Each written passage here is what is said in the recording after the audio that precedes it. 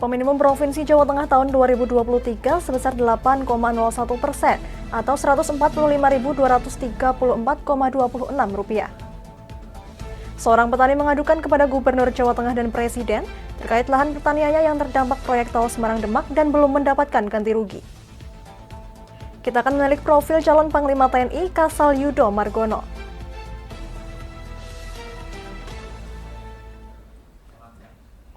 Selamat sore pemirsa, selama 30 menit ke depan kami akan menemani Anda bersama saya Amanda Soraya. Inilah kabar Indonesia.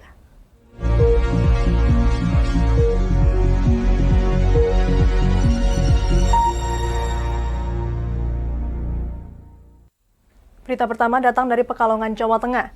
Petugas Satreskrim Polres Pekalongan, Jawa Tengah berhasil meringkus pelaku pencurian spesialis pembobol baterai tower provider telepon seluler. Tersangka pencuri antar kota mengaku mengambil baterai dengan membobol lokasi tower, lalu menjual hasil kejahatannya ke pasar loak.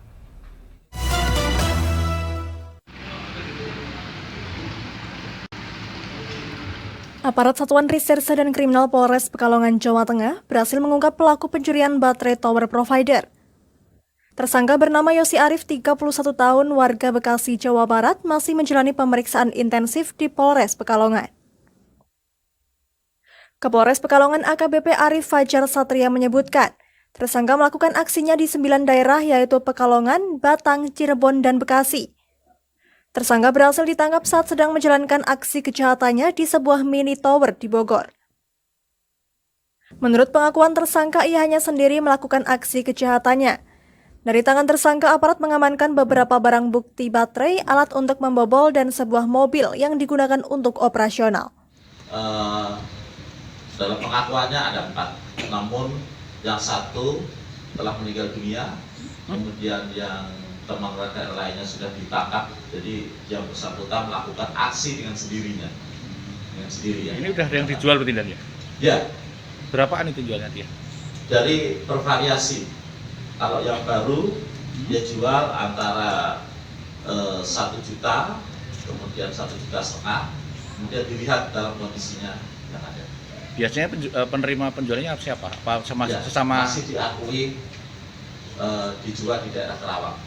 Kita akan kembangkan bersama. Yosi Arif mengaku awalnya dia ikut dalam komplotan lain sejumlah 4 orang sejak 2021. Setelah mahir, dia kemudian menjalankan aksinya sendiri. Dia menyatroni tower mini saat sedang sepi lalu segera mengambil baterainya. Hasil pencuriannya dijual ke pasar loak dengan harga sekira Rp600.000 per buah. 2001. Iya, saya diajak. Tiap bulannya panen berapa? Saya cuma baru 2 kali berangkat, Pak. Baru 2 kali berangkat. Iya, habis itu saya kan dikasih uang cuma sedikit. Saya akhirnya berangkat sendiri. Pergi sendiri gitu, Pak. Kok tahu kamu lokasi kan baterai? Belajar dari itu, Pak, yang dikasih tahu teman lihat dari kabel, Pak. Ngurutin kabel Telkom yang di tiang itu, Pak. Oh gitu. Iya. Kok bisa tahu letak baterainya di sini? Kenapa nggak ngambil mungkin yang lainnya? Kan ada towernya tuh, ada, kenapa nggak ambil piringan di atasnya? Nggak bisa, nggak berani saya, Pak. Belajarnya waktu itu. Ini lebih cepat dijualnya ya? Iya, Pak. Nah. Disebutkan tersangka dijerat dengan pasal 363 dengan hukuman maksimal 7 tahun penjara. Pihak kepolisian masih mendalami keterlibatan pihak lain dalam perkara ini. Dari Pekalongan, Jawa Tengah, Ahmad Rivaldi Krisna, Tingkar TV, melaporkan.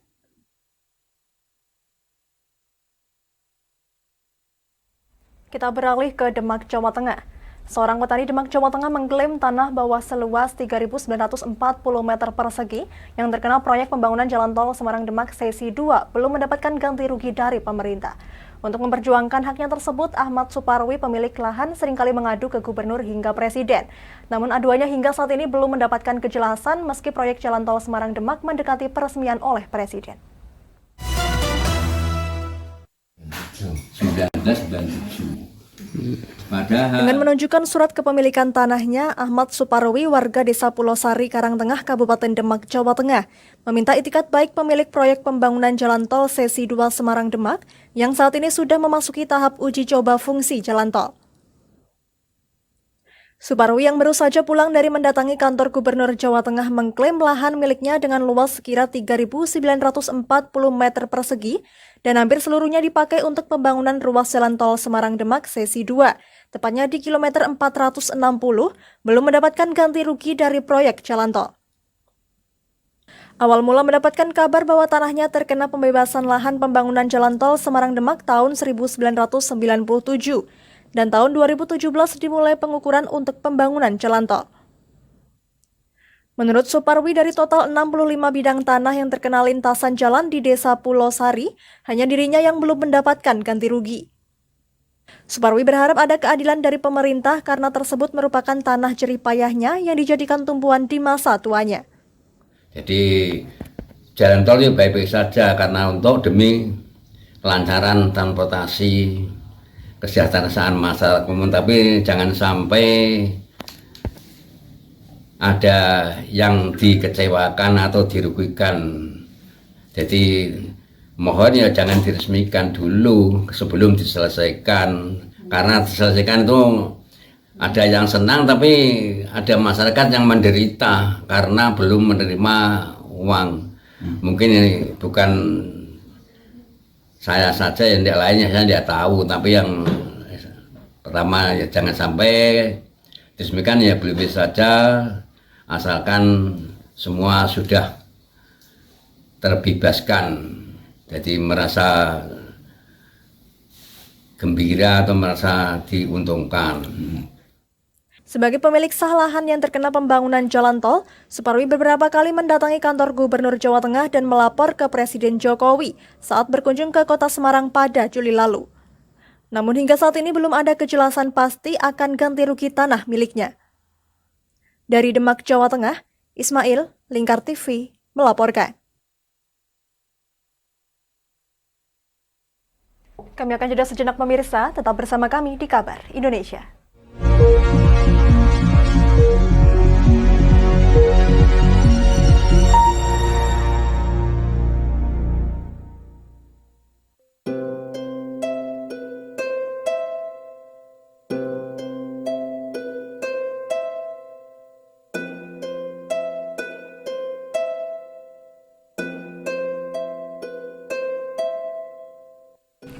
Wah iki yo siaran TV wah apik temenan. Filme cocok karo suasanane. Elah. Lah bro ngene iki awan-awan kok. Iki lho nonton TV, Kang. Wah kenal nedan kowe wong kenang delok HP kok delok TV piye? Wah kurang update kowe iki, Kang. Lho maksudnya piye kok ngarane aku update itu? Iki lho deloken aku nonton TV tenan. Apa kira nonton HP? Wong delok HP ngono kenal nedan apa iki. Iki lho delok siarane. Lho, kok iso ya? Yo TV apa? Jenenge Lingkar TV, Kang. Saiki erane TV kok ngene iki. Kok Lingkar TV nek diae awak dhewe panggone iso nonton TV lewat HP. Kok ngene iki. Ana film-film ngene iku ya? Iya, filme apik-apik kaya ngene iki. Awak dhewe nek sawah leren mbut gawe iso leren ndelok film-film ngene iki. Padha iso ngene iku. Iso, ora ketinggalan karo cah-cah kae. Duh. HP ku kok ora iso tak nggo ngono piye carane iki? Iki lho Rip, tak doi carane. Piye? Kowe buka Play Store. Play Store, Mas. Yo iku pokoke. Play Store apa? Ketik Lingkar TV. Engko lek wis ngono, klik install. Nah, engko wis ana metu menune Lingkar TV karek ndelok siaran apa ae. Film-filme apik-apik. Berarti film channel Lingkar TV metu nang kene kabeh ra? Iya. Filme wah cocok karo suasana cara didelok ya. Oh, wis iki iso iki. Iya metu kabeh ngene TV wah. Iya. Ondiange ya. Mangkane Lingkar TV filme apik-apik kabeh. Iya, aku ngene kok. Lagi reti iki aku malah. Sekolo Iya. ana bocah-bocah ajak ndelok. Heeh, ben seru nang kene ya, kawan. Wabek. Rene lo. tak deloki apik-apik ana film Josh iki.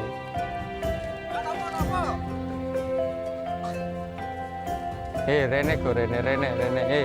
Oh iki lho tak deloki film nang Lingkar TV. Solutif dan terpercaya.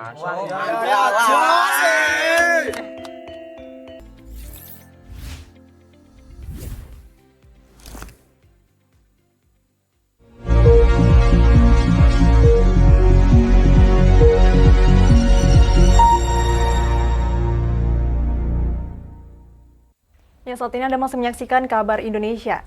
Gubernur Ganjar Pranowo mengumumkan kenaikan upah minimum provinsi atau UMP Jawa Tengah tahun 2023 sebesar 8,01%.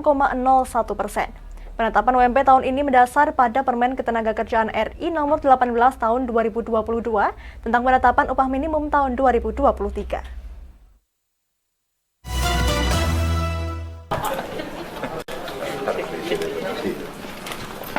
Gubernur Ganjar Pranowo mengumumkan upah minimum provinsi atau UMP Jawa Tengah tahun 2023 sebesar Rp1.869.169,69, naik 8,01% atau Rp145.234,26 dibandingkan UMP Jawa Tengah 2022 sebesar Rp1.812.935. Penetapan UMP tahun ini mendasar pada Permen Ketenagakerjaan RI nomor 18 tahun 2022 tentang penetapan upah minimum tahun 2023. Dalam penghitungan penyesuaian nilai upah minimum menggunakan data yang bersumber dari lembaga yang berwenang di bidang statistik yaitu Badan Pusat Statistik. Memperhatikan nilai inflasi dan pertumbuhan ekonomi serta nilai alfa wujud dari indeks yang menggambarkan pertumbuhan ekonomi dalam rentan tertentu dan harus mempertimbangkan produktivitas tenaga kerja. Kenaikan UMP di Jawa Tengah berlaku mulai 1 Januari 2023, berlaku bagi pekerja atau buruh dengan masa kerja kurang dari 1 tahun. Sementara untuk pekerja atau buruh dengan kualifikasi tertentu dapat diberikan upah lebih besar dari UMP. 6 atau 8,01% bila dibandingkan dengan upah minimum provinsi di tahun 2022 lalu. Penetapan UMP ini kali ini didasarkan pada Peraturan Menteri Ketenagakerjaan nomor 18 tahun 2022 tentang penetapan upah minimum tahun 2023. Kalau sebelumnya didasarkan pada PP. Dan Permenaker 18 2022 ini menyatakan bahwa penetapan upah minimum memperhatikan inflasi dan pertumbuhan ekonomi serta nilai alfa. Keputusan kenaikan UMP di Jawa Tengah dilakukan setelah melalui serangkaian tahapan, mendengarkan aspirasi dari seluruh komponen yang terkait. Setidaknya Gubernur Jawa Tengah Ganjar Pranowo telah 3 kali menggelar audiensi dengan kelompok buruh dan pengusaha, diantaranya melakukan audiensi LKS Tripartit dan Dewan Pengupahan Jawa Tengah, meliputi unsur pengusaha, Kadin, Apindo, pekerja akademisi dan pakar pada Kamis 10 November lalu. Dari Semarang, Jawa Tengah, Henufan, Lingkar TV, melaporkan. Ya, Presiden Joko Widodo telah memilih calon Panglima TNI pengganti Jenderal Andika Perkasa. Keputusan dan usulan Presiden tersebut diumumkan melalui Ketua DPR RI Puan Maharani dalam konferensi pers yang digelar di Kompleks Parlemen Senayan, Jakarta pada Senin lalu.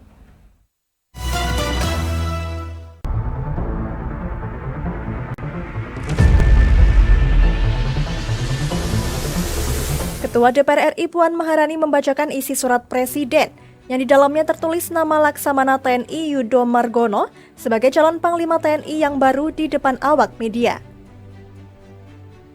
Usai pembacaan surat dari Presiden Joko Widodo, Puan mengungkapkan bahwa setelah ini Kasal Yudo Margono selanjutnya akan melewati mekanisme fit and proper test di DPR sebelum disahkan menjadi Panglima TNI yang baru. Diketahui Kasal Yudo Margono menjabat sebagai Kepala Staf TNI Angkatan Laut sejak Mei 2020 menggantikan Laksamana TNI Siwi Sukma Aji. Kini nama Yudo Margono terpilih menjadi calon Panglima TNI baru atas usulan Presiden Joko Widodo yang kelak menggantikan Panglima TNI Jenderal Andika Perkasa yang akan pensiun. Dilansir dari kantor berita Antara, Yudo Margono lahir di Madiun 26 November 1965 dan lulus dari Akademi Angkatan Laut pada tahun 1998. Selama mengabdi di dunia militer, Yudo Margono telah mengemban sejumlah jabatan penting, seperti Asisten Perwira Divisi Senjata Artileri Rudal di KRI YNS 332 tahun 1988, Kadep Ops KRI Ki Hajar Dewantara 364 dan Palaksa KRI Fathahilah 361. Komandan KRI Pandrong 801, KRI Sutanto 877, dan KRI Ahmad Yani 351. Komandan Lanal Tual tahun 2004 hingga 2008, Komandan Lanal Sorong tahun 2008 hingga 2010, Komandan Satkat Koarmatim tahun 2010 hingga 2011, Komandan Satkor Koarmatim tahun 2011 hingga 2012, Komandan Kolat Armabar tahun 2012 hingga 2014, Paban 2 Opslat Sops Mabesal tahun 2014 hingga 2015, Komandan Lantamal 1 Belawan tahun 2015 hingga 2016, Kepala Staf Koarmabar tahun 2016 hingga 2017. Pernah menjadi Panglima Komando Lintas Laut Militer Pangkat 2 tahun 2017 hingga 2018, Pangarmada 1 pada Panglima Komando Armada RI Wilayah Barat tahun 2018 hingga 2019, Panglima Kogab Wilhan pada 24 September 2019 dan Kepala Staf TNI Angkatan Laut sejak Mei 2020. Atas jasa dan pengabdiannya di bidang militer, Yudo Margono juga telah memperoleh sederet bintang jasa atau penghargaan di bidang militer. Adapun daftar penghargaan Yudo Margono adalah sebagai berikut. Yang pertama menjadi Bintang Yuda Dharma Pratama, Bintang Jalasena Pratama, Bintang Yuda Dharma Nararya, Bintang Jalasena Nararya, Satya Lencana Dharma Samudra, Satya Lencana Kesetiaan 24, Satya Lencana Kesetiaan 16, Satya Lencana Kesetiaan 8, Satya Lencana Dwidya Sista, Satya Lencana Dharma Nusa, Satya Lencana Wiranusa, Satya Lencana Wiradharma, dan Satya Lencana Kebaktian Sosial. Selain itu, Laksamana Yudo Margono juga memperoleh sejumlah brevet sebagai berikut.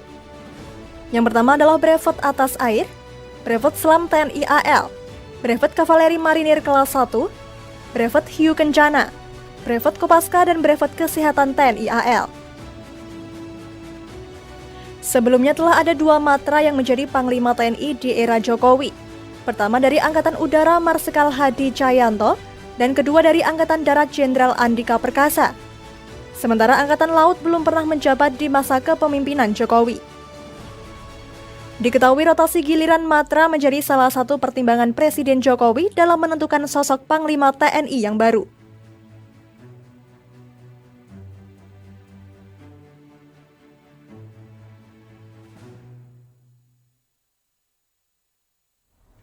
Ya, demikian kabar Indonesia. Saya Amda Soraya dan seluruh kru yang bertugas pamit dari hadapan Anda. Terima kasih dan sampai jumpa.